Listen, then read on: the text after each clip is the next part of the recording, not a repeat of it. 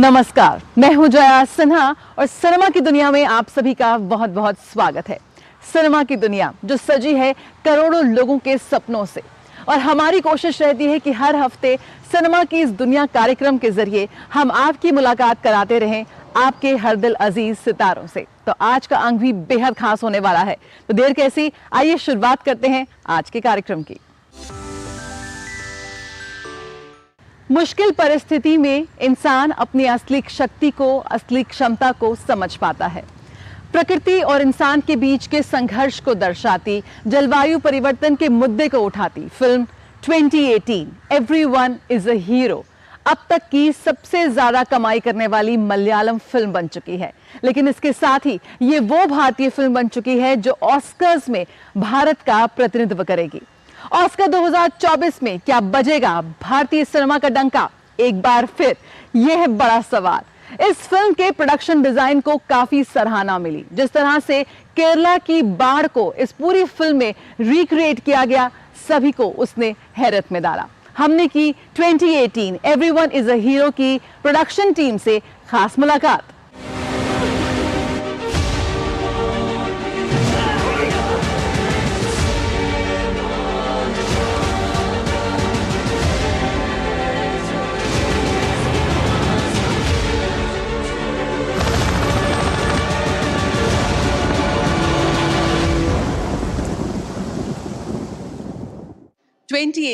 Everyone is a hero Oscars 2024 में भारत की तरफ से ऑफिशियल एंट्री ये फिल्म है।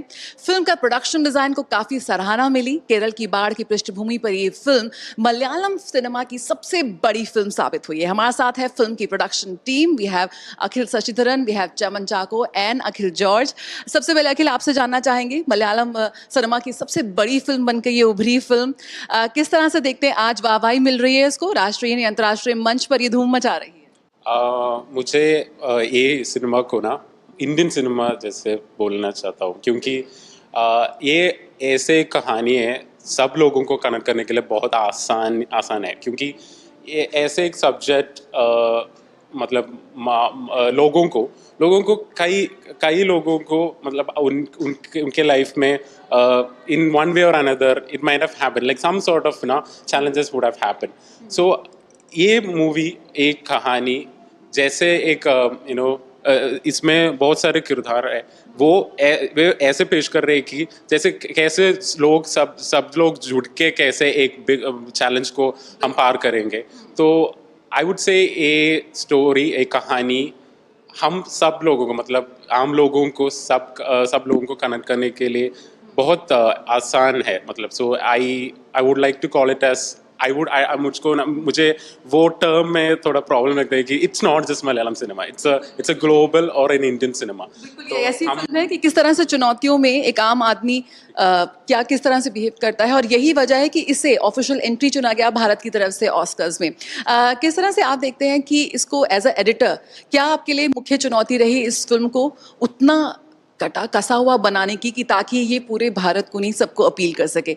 How it was to making, as an editor, what was your take, that what was the main challenge for you in this film while editing the film? I'm very sorry, I'm very weak in Hindi. So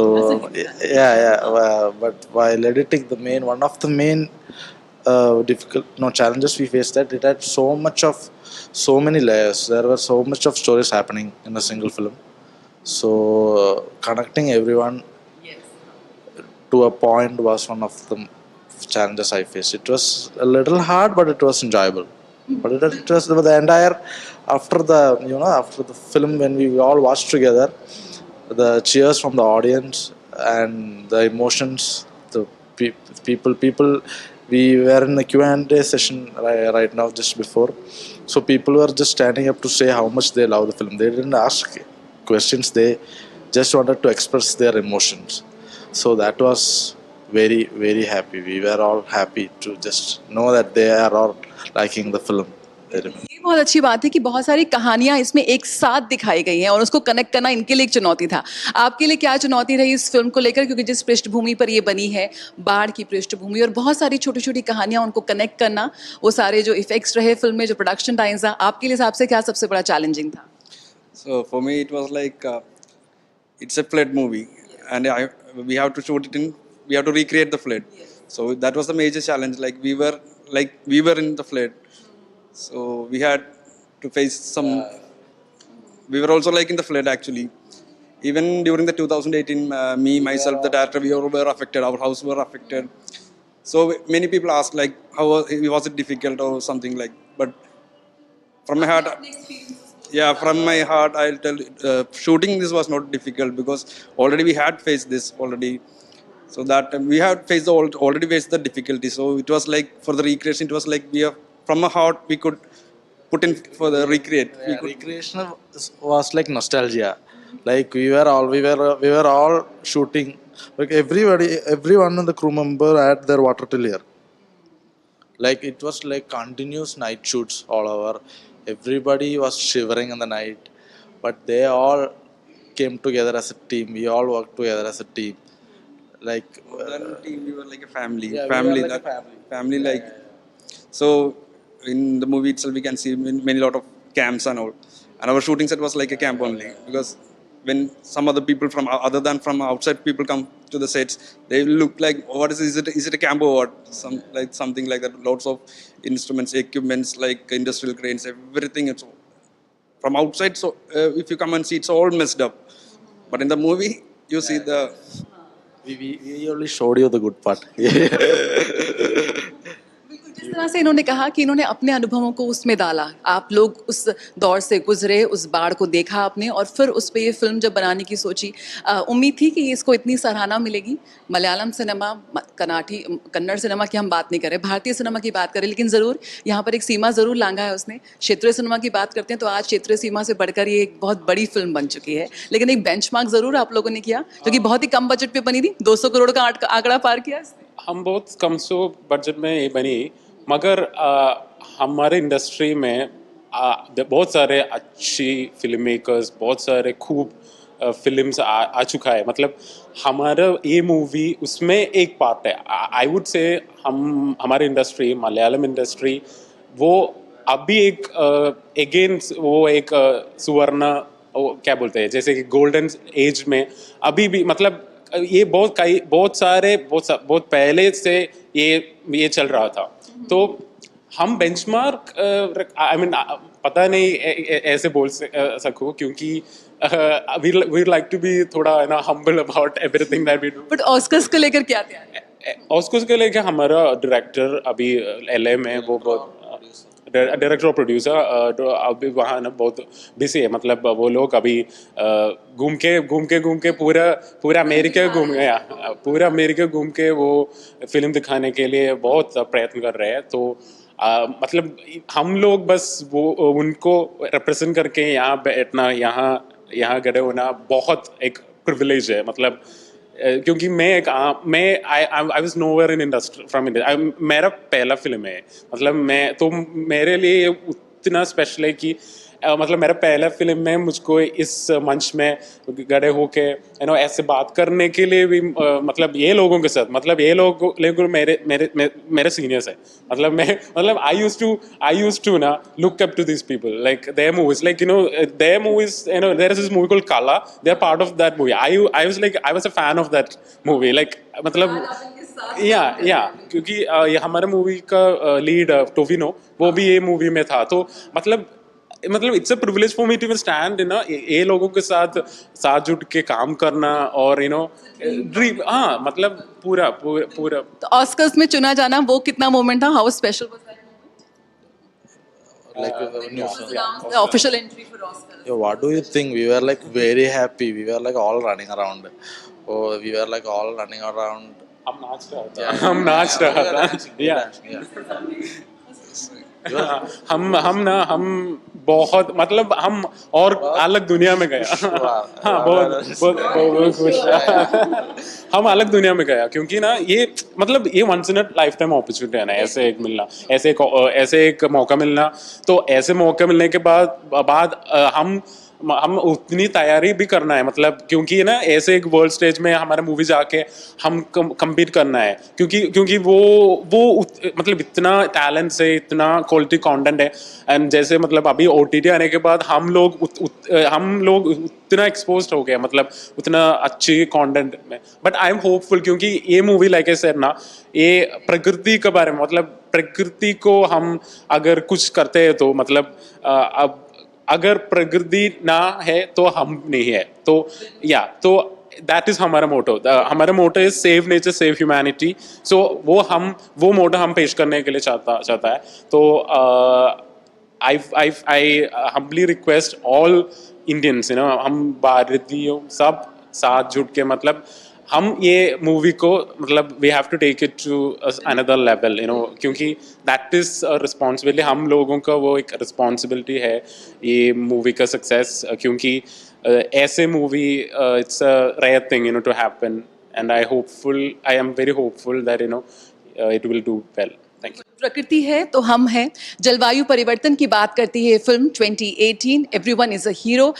Bharat की तरफ से Oscar 2024 में ये official entry है, और जिस तरह से हमने बात की, ये फिल्म वो है जो हमें एक दूसरे से कनेक्ट करती है, मानवता को कनेक्ट करती है, मानवता का संदेश देती है। और उम्मीद करते हैं जिस तरह से ब्लॉकबस्टर ये साबित हुई, भारत में पूरे विश्व के ऑडियंसेस के साथ ये कनेक्ट करती नजर आएगी और ज़रूर भारतीय सिनेमा का नाम ऊंचा करेगी। कैमरा पर्सन संजीव के साथ जया सिन्हा, DD न्यूज़। भारत की विकास गाथा में हमारे सिनेमा का, हमारी फिल्मों का अहम योगदान रहा है। भारतीय सिनेमा में, भारतीय फिल्मों में वो ताकत है जो युवाओं में जोश भर दे, समाज को एकजुट कर दे। सामाजिक कुरीतियों को बड़े पर्दे पर उठाते हुए भारतीय सिनेमा ने आह्वान को आंदोलनों का रूप दिया है। आइए आपको ले चलते हैं एक बेहद खास प्रदर्शनी में, जिसमें भारतीय सिनेमा के इतिहास को, उसके सफर को बहुत ही खूबसूरती से दिखाया गया है, और यहाँ पर तकनीक का इस्तेमाल भी हम सभी को रोमांचित करता है।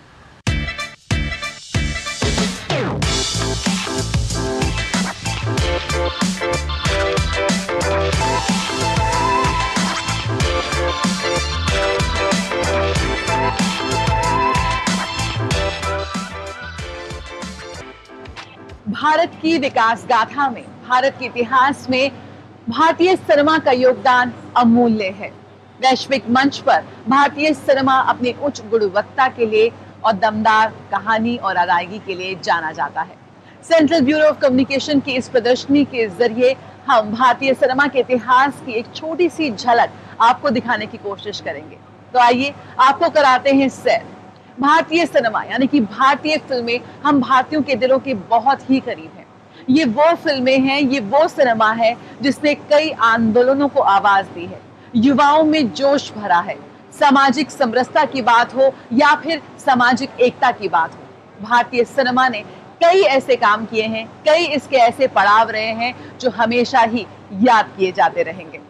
जी, ये अनुभव बहुत शानदार है। उसका कारण ये है कि सिनेमा का जो हमारा इतिहास रहा है, यहाँ आने के बाद वो दिखाई पड़ रहा है मुझे, और वो किताबों के ज़रिए भी और जो पोस्टर्स हैं उनके ज़रिए भी। जो क्लासिक पोस्टर्स हैं वो शायद अब डिजिटल हो गए हैं तो वो बात नहीं आती है, तो उन पोस्टर्स को देख करके वो पुराना एरा याद आ जाता है जो क्लासिक फिल्में बना करती थी। तो ये बहुत अच्छी तरीके से इन्होंने सजाया है। एक बार फिर से आप उस दौर में, उस एरा में चले जाते हैं। और ये बात है पुस्तकों के बारे में कि बाकी जो पब्लिशर हैं शायद इस तरह की किताबें नहीं छापते हैं, तो जो सूचना जनसंपर्क विभाग का ये काम है, ये बहुत शानदार काम है। इस प्रदर्शनी में भारतीय सिनेमा के इतिहास को, फिल्मों को विभिन्न श्रेणियों में बांटा गया है। हमेशा से ही भारतीय सिनेमा जो है समाज में व्याप्त कुरीतियों को और सामाजिक मुद्दों को अपनी फिल्मों में बहुत पुख्ता रूप से उठाता आ रहा है। इस खंड में उन फिल्मों को प्रदर्शित किया गया है जो महिलाओं से जुड़े अधिकारों की बात करती हैं। महिलाओं के चित्रण पर तमाम फिल्में जो राष्ट्रीय नहीं अंतर्राष्ट्रीय मंच पर भी भारतीय सिनेमा के बेहद स्वर्णिम सफर को दिखाती हैं, वो यहाँ प्रदर्शित की गई हैं। हम बात करें मणिकर्णिका की, हम बात करें मर्दानी 2 की, हम बात करें नील बटा सन्नाटा की, हम बात करें मैरी कॉम की। तमाम ऐसी फिल्में जिन्होंने भारतीय महिलाओं और भारतीय महिलाओं द्वारा पोर्ट्रे किए गए बेहद दमदार किरदारों को बड़े पर्दे पर प्रदर्शित किया। मुझे बहुत अच्छा लगा, और मैं अगर देख पाया कि जैसे मैं आ रहा हूँ, ऐसे अगर स्कूल और कॉलेज के बच्चे भी आए यहाँ पे देखने के लिए कि एक्चुअली में भारतीय सिनेमा का इतिहास कैसा है, कैसे इसका विकास हुआ है। तो ये जो एग्जीबिशन लगी है इसमें वो बच्चे देख सकते हैं, जो आज के बच्चे मोबाइल और इन तमाम चीज़ों में ज़्यादा बिज़ी रहते हैं, ऐसी चीज़ें देखनी चाहिए, मेरा ये मानना है। तो मुझे बहुत अच्छा लगा। डिफरेंट फेसेस ऑफ सिनेमा, भारतीय सिनेमा की ये विभिन्न चेहरे जो आज पूरे विश्व में अपनी मौजूदगी दर्ज करा रहे हैं। आज विश्व का कोई भी ऐसा महोत्सव नहीं है जहां भारतीय फिल्में धूम नहीं मचा रही। लेकिन सिर्फ समीक्षकों प्यार ही काफी नहीं है, भारतीय फिल्में लगातार बॉक्स ऑफिस पर भी रिकॉर्ड तोड़ रही हैं। सिर्फ भारतीय फिल्म बाजार ही नहीं, आज China, Japan, overseas, Europe, America, तमाम ऐसे फिल्म बाजार हैं जहां भारतीय फिल्में ब्लॉकबस्टर हो रही हैं। लेकिन थोड़े से इतिहास की भी एक झलक आपको दिखाते हैं।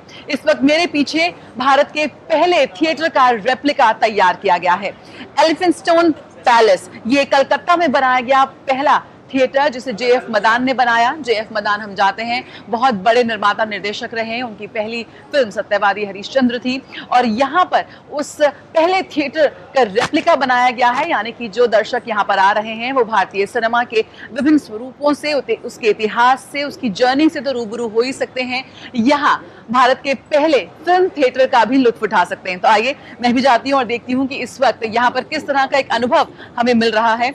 बहुत ही खूबसूरती से इस पहले थिएटर को यहाँ पर बनाया गया है और मैं यहाँ देख सकती हूँ कि भारतीय सिनेमा की जो जर्नी है उससे जुड़ी एक फिल्म यहाँ पर मैं देख रही हूँ। भारत का जो आजादी का संघर्ष रहा है, आजादी की जो जंग रही है, उसमें भारतीय सिनेमा का बेहद अमूल्य योगदान रहा है। स्वराज के नारे को बुलंद करने के लिए, पूरे देश को एकजुट करने के लिए, युवाओं में वो जोश भरने के लिए भारतीय फिल्मों ने अपना योगदान दिया और उसी की झलक इस पहले थिएटर में हम देख सकते हैं। तो मैं लुत्फ उठाती हूँ इस फिल्म का और एक बार फिर भारतीय सिनेमा के स्वर्णिम दौर में लौट जाती हूँ। कैमरा पर्सन प्रमोद नेगी के साथ जया सिन्हा, DT न्यूज। हमेशा से ही भारतीय सिनेमा में महिला किरदारों को बहुत ही मजबूती से बड़े पर्दे पर पेश किया गया है।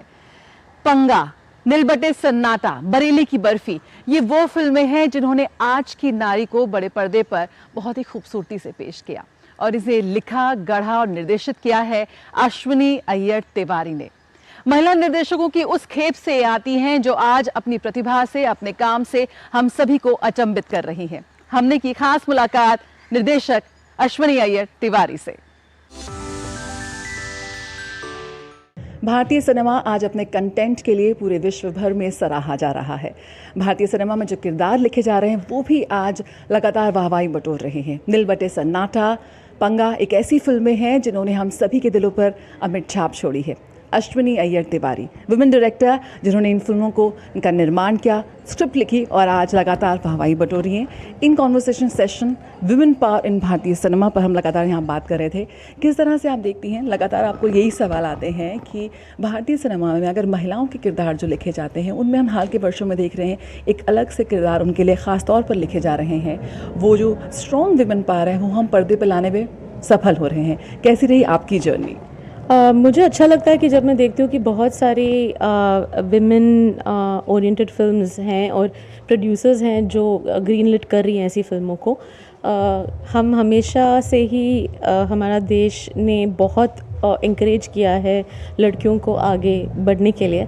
भले ही वो हम पिक्चर की तौर से देखें कि मदर इंडिया थी और उसके बाद कहाँ बीच में हम किधर फिसल गए, उसके बाद वापस अगर आप देखेंगे हर स्पेस में मतलब आप देखेंगे फिल्म्स में, आप आर्मी में देखोगे, आप जवान में देखोगे, आप पायलट्स देखेंगे, सब जगह महिलाएं छा रही है और हमारी प्रेसिडेंट जी है वो भी एक महिला है। तो I think the lot of inspiration which comes in जब आप देखते हैं कि there is a encouragement and then when there is an encouragement आपको चाहिए कि आप बहुत सारे स्टोरीज़ बोले जो विमेन को प्रोत्साहित करे, जो लड़कियों को आगे लेके आए। और हमारी यही इच्छा है कि हम बार बार वही कहे जो हम कहना चाहते हैं और इससे अगर कोई प्रोत्साहित हो तो I think my job is done as a filmmaker. आपने पहले एक शॉर्ट फिल्म बनाई, फिर नील बटा सन्नाटा किया जब आपने स्क्रिप्ट लिखी। आपकी फिल्मों में ये बहुत ख़ास बात है कि महिला और पुरुष, जो हम लैंगिक समानता की बात करते हैं, वो दोनों कहीं ना कहीं एक पायदान पर नजर आते हैं। You have strong women characters, you have equally strong men characters as well. किस तरह से आप देखते हैं उसकी, जब आपने जर्नी शुरू हुई, आपको एक बैकग्राउंड था फिल्मी दुनिया में, लेकिन वो प्रोत्साहन, वो एक मौका मिलना, वो भी बहुत अहम था। या आई थिंक वो मौका मिलना बहुत अहम था, और मुझे लगता है कि मैं बहुत लकी थी कि मैं ऐसे लोगों से मिली जिनको लगा कि I would be they didn't look at me as a man और a woman, they looked at me just as a story teller, और वो बहुत ज़रूरी था। तो मैं सिर्फ शुक्रिया अदा करना चाहूँगी जो मेरे पहले मेरे बॉस थे के.वी. श्रीधर या अजय राय, जिन्होंने फर्स्ट नील बटे सन्नाटा की स्क्रिप्ट पढ़ी थी और मुझे बोला था कि मैम आप ये डायरेक्ट कीजिए। तो ऐसे लोग बहुत ज़रूरी होते हैं, और जो महिलाओं को प्रोत्साहित करें। और मैं ये नहीं कह सकती मैं सब कुछ अपने आप करूँगी और ऐसा झांसी की रानी तो मैं नहीं बन सकती, क्योंकि बहुत सारी चीज़ें होती हैं। जब आप घर से निकलते हो तो आपको ये सोच के चलना पड़ता है कि आज घर पे बच्चे कितने बजे आएंगे, कौन संभालने वाला है, कौन क्या होगा।